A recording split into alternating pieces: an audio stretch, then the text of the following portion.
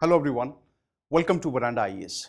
Now students, in today's session, we are going to discuss about the ancient and the medieval political sequences that have happened in India.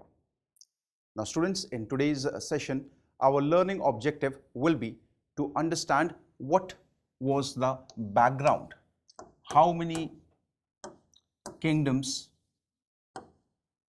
or dynasties, important rulers we have seen in both the ancient and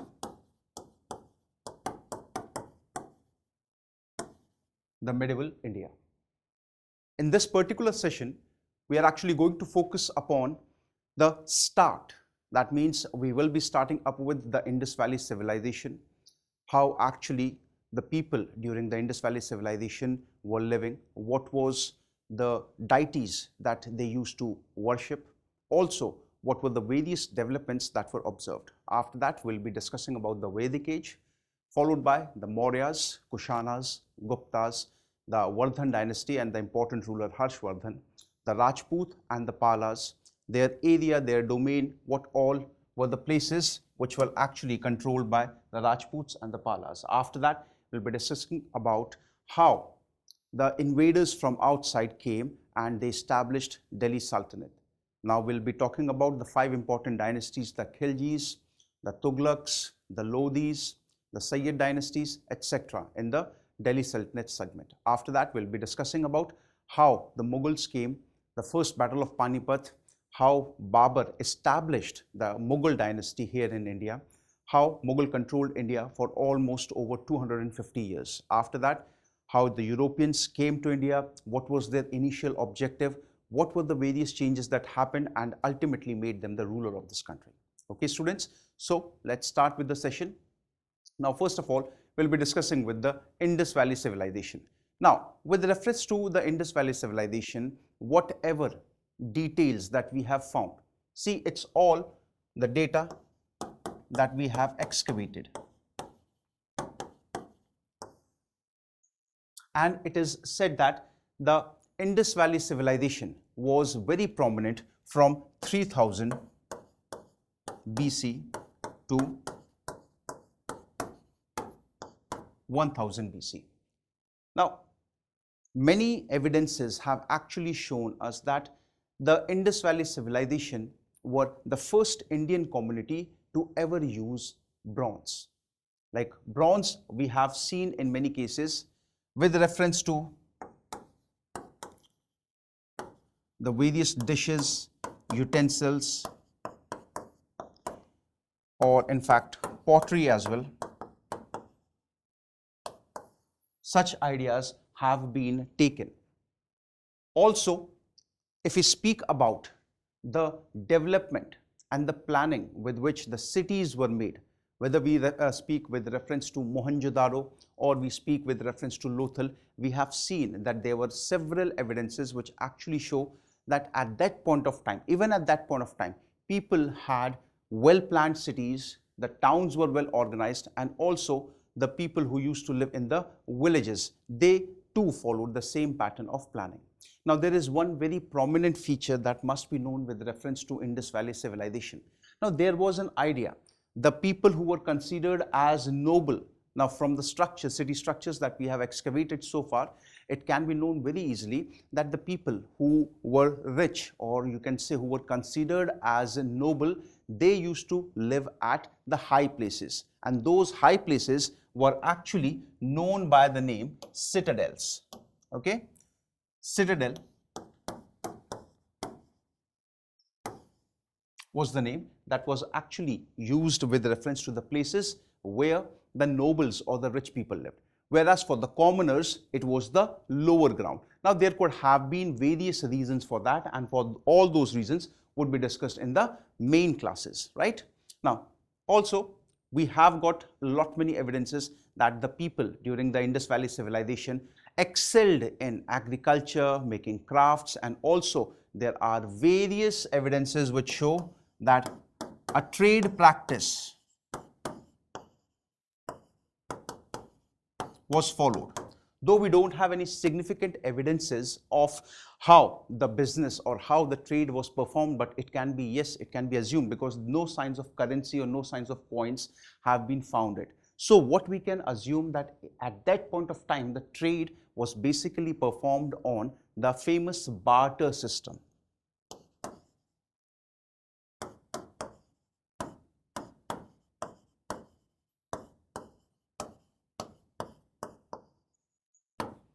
Okay.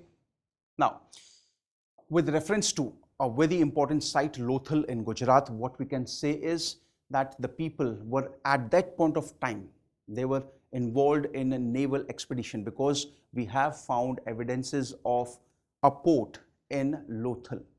Though we don't have anything concrete, anything substantial, but yes, it can be said that there was a port in the Lothal region. That means if there was a port, so definitely people were using at that point of time some small boats, not big ships, but yes, we can definitely assume that trade might have been carried on small ships, on small boats. Okay.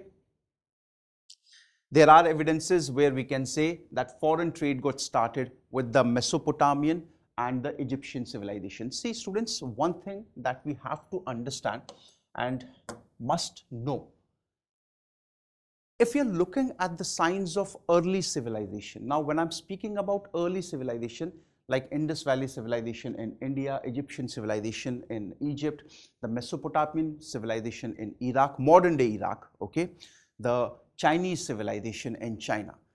There is one thing which is very common here. That one common thing is the civilizations got started, all the civilizations, all the important civilizations actually got started on the banks of a river. For example, if I speak about the Egyptian civilization, so the Egyptian civilization started on the banks of river Nile. The Indus Valley civilization, the name itself suggests, started on the bank of river Indus, or you can say in Hindi it is Sindhu Ghati, right? With reference to Chinese civilization, there are evidences with reference to Huang Ho, and with reference to the Mesopotamian civilization. With reference to the Mesopotamian civilization, it was the Tigris and the Euphrates River.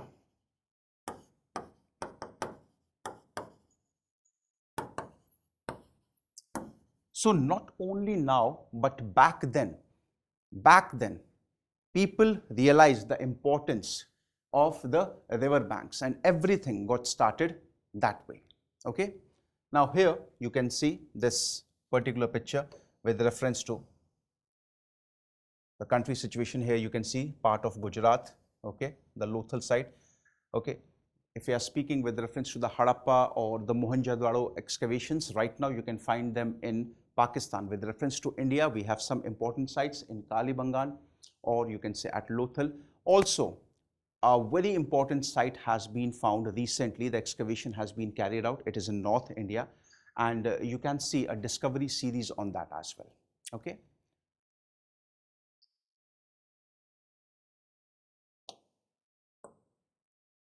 See, this is a particular pattern, how the Great Bath, what we have actually seen, the reference of the Great Bath, how well planned, well organized, okay. They have the sewage system, a proper sewage system that was beneath the roads, okay. Now, next was the Vedic age. Now, Vedic age is considered to be starting from 1500 BC to 600 BC. So, if we speak with reference to the Vedic age, it is said that the Aryans came during this time and they dominated. Okay. Now, originally, if you ask, Aryans had their homes in Central Asia. Now, when I'm speaking with reference to Central Asia, I'm talking about the countries like Uzbekistan, Kazakhstan, Turkmenistan, etc. Now, if you are talking about the early Vedic age settlement, so it was near the Indus River region. Later on, the Vedic age settlement increased to the Gangetic basin. The basin that you can see with reference to the Ganga River, they actually increased their territory, they increased their area. So the early Vedic Age settlement was near the Indus River, whereas the later Vedic Age settlement was actually up to the Gangetic Basin. Most prominent feature of the Vedic era was the agricultural settlements. Also, it was during this time when the importance of cows was realized. Okay, cow was considered as a very important possession. In fact, whatever religious events were happened, people were given cows as gifts, right? Now, when everything got started with reference to the Vedic age, the kings during the later half of the Vedic age, they started possessing the area, they started fighting, and they really become very powerful. So, 16 Mahajanapadas, the entire country at that point of time, was divided into 16 powerful kingdoms. However, it should be noted that out of these 16 Mahajanapadas, the most powerful that emerged as it was the kingdom of Magad, with their capital at Patliputra. Patliputra gives the significance of city Patna with reference to the modern times. Okay. Now, there were various other kingdoms about which we will be seeing. The Gandhar kingdom. If we speak about the Gandhar kingdom, with reference to, you must have heard the name Kandhar with reference to Afghanistan. So, the region, the territory of the Gandhar kingdom was in Jammu and Kashmir and the areas above it. Also, one very important thing, that it was during this particular time, like after the Vedic age got over, we started seeing some foreign invasions, and one such important foreign invasion was made by Alexander. Alexander, who was a Greek, he invaded the northwestern part of India in the year 326 BC. He didn't move forward, okay, he went back, he decided to go back because his soldiers, they were really very tired with all the war and fighting, and on his way back home, he died in 323 BC. So, like I said, that we'll be discussing about the Mahajanapadas. So, the 16 important Mahajanapadas were Kamboj, Gandhar, Kuru. Now, you can refer the term Kuru with reference to Mahabharata.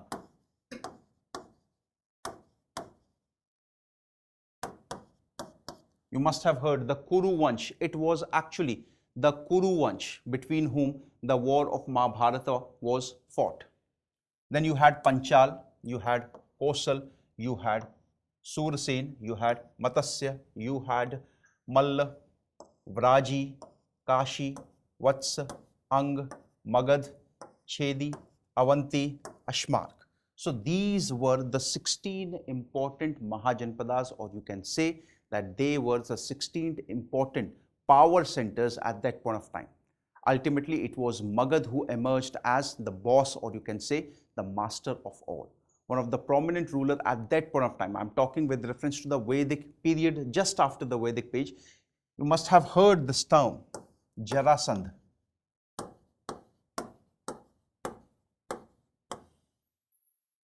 Okay, so Jarasandh was a very popular Magad ruler, right? Now, let's talk about what happened after the Vedic age. Slowly, what we saw that it were the Nandas, okay, the Nand dynasty. Dhananand was the last Nand king. He was actually defeated by Chandragupta Maurya, and Chandragupta Maurya got the entire guidance from his guru Chanakya. Many of you know him by the name Vishnugupta. Also Kautilya, right? So the Maurya dynasty was actually established, and Maurya dynasty lasted from 321 BC to 180 BC. Like I said, the founder was Chandragupta Maurya. The most prominent kings were Ashoka and Bindusar. Now, it was during Ashoka that the Maurya kingdom actually had experienced the entire might. They actually showed their entire prowess to all over the country. And there are several reasons because of which Ashoka is also known as Ashoka the Great, right? The capital was at Patliputra, okay? So it was the kingdom of Magad. The capital was Patliputra, modern day Patna. Important rulers were Ashok and Bindusar. After the Maurya dynasty got over, there were various other empires that actually came in.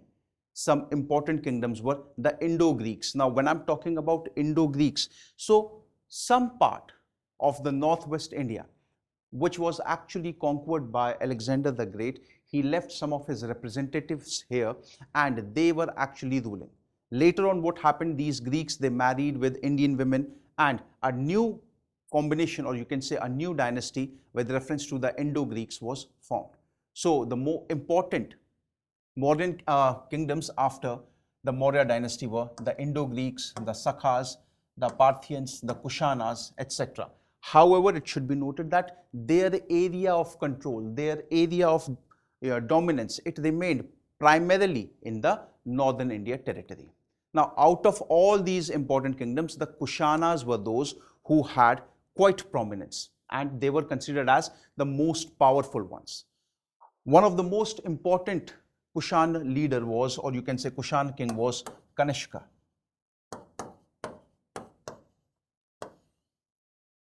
Under the control, or you can say under the ruling of Kanishka, the Kushanas, they had a very huge territory to control.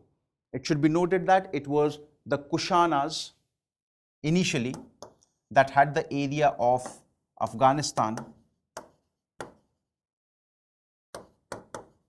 as well under their control. Now, after the Kushanas, it was only Babur who controlled North India as well as had control on the territories of Afghanistan. So they can ask you such questions with reference to your prelims examination, that who other than Babur or who other than the Kushanas had a territory which actually controlled or which actually brought Afghanistan into one whole part of India.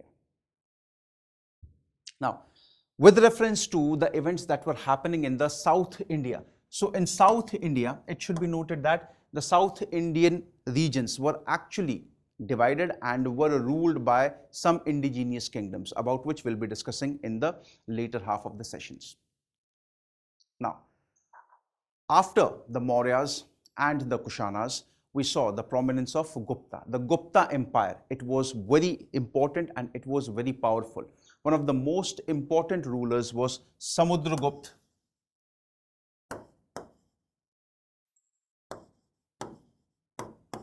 Now, Samudragupta is also known as the Napoleon of India. The kind of military prowess he had, it actually made the historians call him that he is Napoleon of India. Now, Guptas, they were really very important and they were really very active. Their origin actually got started from 319 AD.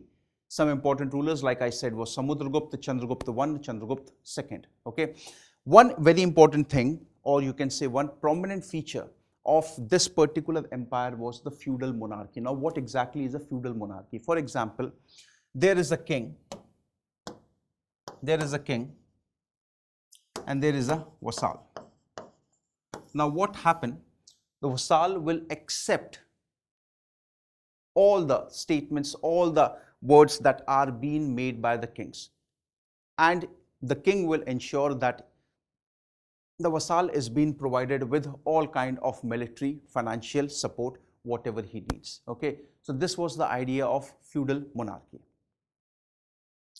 Then after the Guptas, there was one very important ruler known as Harsha.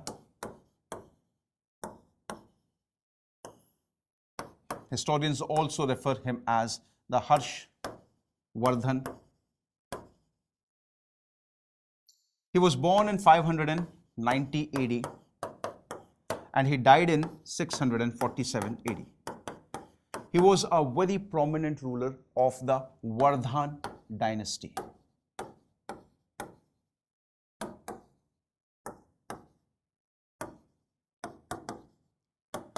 Now, with reference to this particular region, you can see that what control he had. Excluding the area of Rajasthan, he had almost control from Punjab, Haryana, modern time Uttar Pradesh, modern time Bihar, modern time Bengal, okay, all the region till Gujarat and also parts of Madhya Pradesh, modern time Madhya Pradesh. So this entirely was the kingdom of Harshvardhan, right? He is considered as one of the most important rulers, or you can say he was the last important ruler with reference to ancient India.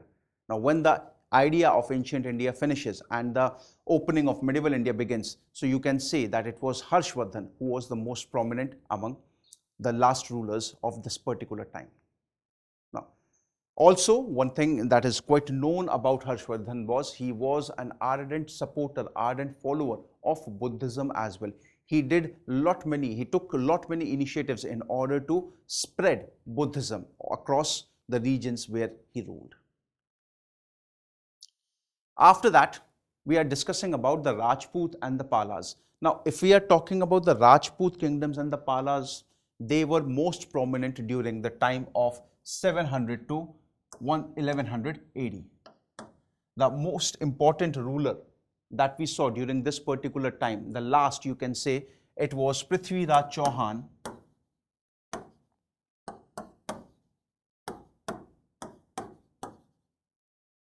who ruled Delhi at that point of time, but was defeated at the Battle of Tarain by Muhammad Ghori. Okay. Now, if we are talking about the areas which were actually controlled at that point of time by the Rajputs, so you can see here. See, Rajput had many clans among themselves. Okay, there was the Chauhan clan, there was the Parmar clan, there were Solankis, there were the Gadwalas, there were the Tomar, Chandela, Pratihar, and Palas. Now, with reference to Palas, the Palas were those who actually controlled the territory of modern day West Bengal and Bangladesh, whereas the rest of the territories, they were under the Rajputs, and Rajputs too had different clans. And because of these clans, there was a constant struggle of power, and ultimately the benefit of this struggle was taken by the invaders that came from outside. Now, disunity among the Rajputs started during the Mahmud Ghazni's invasions. Now, there was this dacoit who used to, or you can say he was an invader, who used to often come to loot India. So there were such instances that he visited India almost 17 times. And the entire disunity among the Rajputs was at its peak during the Mahmud Ghazni's invasion. The Palas, like I said, they were the rulers of the Bengal and modern day Bangladesh. Now, let's start with reference to the Delhi Sultanate. Now, we all know that what happened, that the Battle of Tarain, one of the most important, there were two battles fought.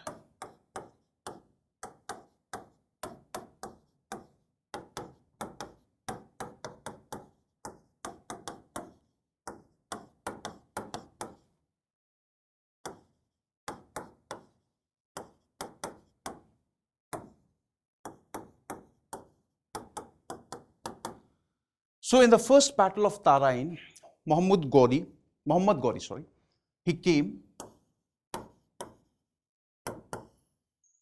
and Ghori was defeated by Prithviraj Chauhan. However, in the second battle of Tarain, Ghori got help from Jaichand.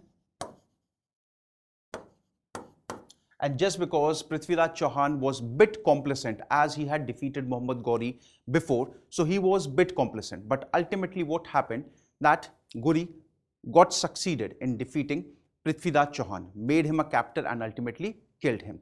And this actually started the beginning of a new ruling.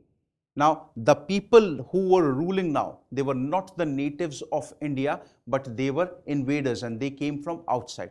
Prominently, they came from Afghanistan and Central Asia regions. Okay, so when Ghori established his control completely on India.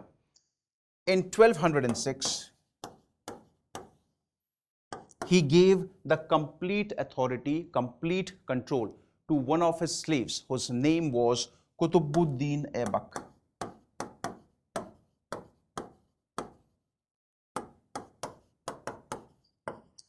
Qutbuddin Aibak, who was a slave, was given the entire control, entire authority of India by Muhammad Ghori. And thus it started the beginning of a very important dynasty, which is also known as the slave dynasty. However, Qutbuddin Aibak didn't last for long. He lasted only for 4-5 years. After that, it was Iltutmish. And from there, the actual prowess, or you can say the prominence of the slave dynasty began. Later on, there was Razia Sultan, who became the ruler of India. She was a lady, right? So we saw all these developments. After that, there were many issues. There was a very important, prominent person in the court. His name was Ghayasuddin Balban. He also established himself, and like that, there were many other dynasties that actually got formed at this point of time. It was, you can say, with reference to the Delhi Sultanate, what you can say is, it was the first ever Muslim empire in country. First ever Muslim empire. If we are talking about the first established Muslim empire by the Arabs, first established Muslim empire was located at Sindh. Later on, the Delhi Sultanate, they, in the later half of their ruling, they almost captured the entire country. So the first Muslim empire that actually got established in India was at Sindh region, the Sindh province, which is now in Pakistan. Okay, it was in the year 712. Now, most important dynasties of the Delhi Sultanate were here the rulers have been given: the Iltutmish, Alauddin Khilji, Muhammad bin Tughlaq. Now, they are some important, some prominent rulers that actually ruled during this particular reign. The first one was the Mamluk dynasty, also known as the dynasty that started with slave dynasty, and later on Ghayasuddin Balban. It actually changed the name and it became the Mamluk dynasty. After the Mamluk dynasty, it was Khilji dynasty. The important ruler were Alauddin Khilji. Tughlaq dynasty. Once the Khilji dynasty got over, it was Tughlaq dynasty which got started, and Tughlaq dynasty had important rulers like Muhammad bin Tughlaq, about whom we'll be discussing. Many decisions were taken by Muhammad bin Tughlaq, and he has been referred in the history books as the foolish king. So what exactly were the decisions? What were the reasons why he was called as a foolish king? So we'll be discussing all of that in the mains videos, right? The next very important dynasty that we can see was of the Mughals. Now, how actually the Mughals came to India? See, it was Babur. He was invited by the local rulers here, Rana Sanga and Daulat Khan Lodi.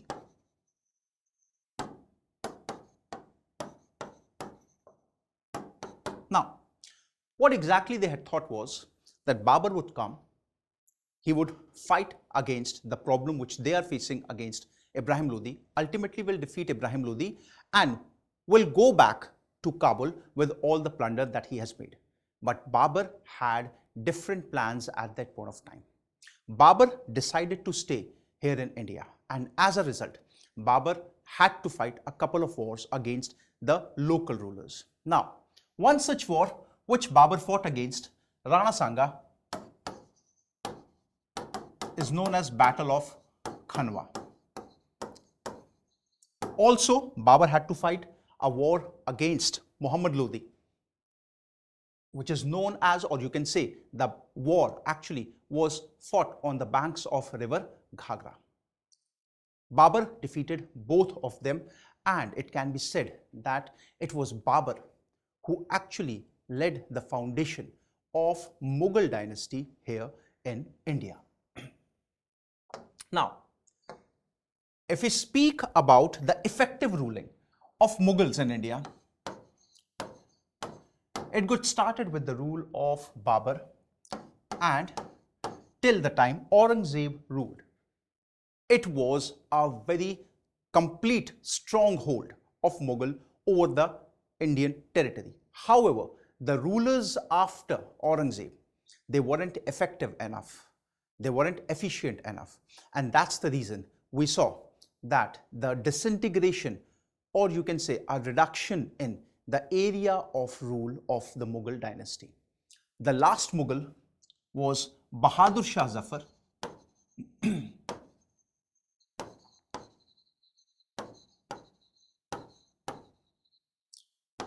who was made the leader, or you can say who was made the king of India by the revolutionaries at that point of time during the First War of Independence. However, after the First War of Independence got over, he was arrested and he was sent to Rangoon, where he died in the year 1862. Now, if we speak about some prominent rulers of the Mughal dynasty, they were, like I said, Babur. Babur was succeeded by Humayun, then Akbar, Jahangir, Shah Jahan and Aurangzeb. Now, there were various areas where the Mughals, they have done a lot in this country. Now, specifically with the reference to art and architecture,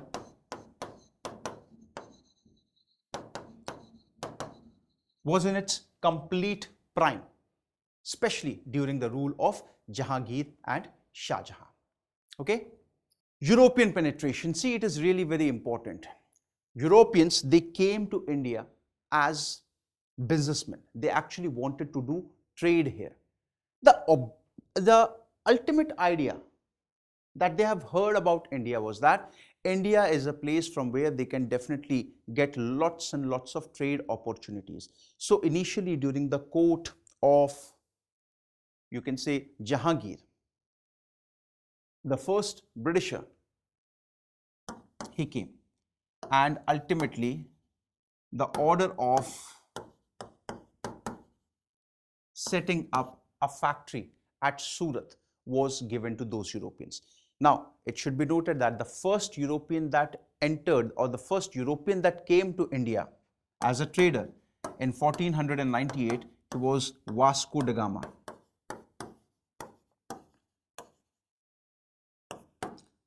Okay. Vasco da Gama came to Calicut, and the regions which he controlled later on, the Portuguese, which the regions which they controlled, was prominently the west coast. Okay, prominently the west coast, including Bombay. However, later on the basis of an agreement between the British and the Portuguese, Bombay was given as a dowry by the Portuguese to the Britishers, right? So the Portuguese were the first to reach via sea route in the year 1498. After that, all those people who came, the Europeans, they were Dutch, they were English, they were Danish, they were French, etc. Right? Now, ultimately, the power struggle in India was between the English and the French. And it was the British, or you can say it was the English, who actually won. And the French were established, or you can say the French were limited only to the region of Pondicherry. The Portuguese were only limited to the region of Goa, Daman and Diu. Rest entire India was under the control of the English. Prominently, the start of the British rule, or you can say the idea, or moreover the prowess, the military prowess of the Britishers, it got started in India after the Battle of Plassey that happened in the year 1757, where the British forces defeated the forces of Nawab Sirajuddaulah under the leadership of Robert Clive and 3,000 soldiers. So this actually embarked the beginning of British rule in India. Later on, the Battle of Buxar took place. Okay, there were many other such events. The most prominent thing that happened was the revolt of 1857, because before the revolt of 1857, the entire authority was given to the East India Company. But after the revolt took place, the company rule was taken away and from 1858 under the Victoria Proclamation Act, the entire control, complete control of India came under Crown, right? The Crown rule lasted from 1857 AD to 1947 AD. So guys, this was a gist of what are the entire things that we are going to study in our sessions. Thank you very much.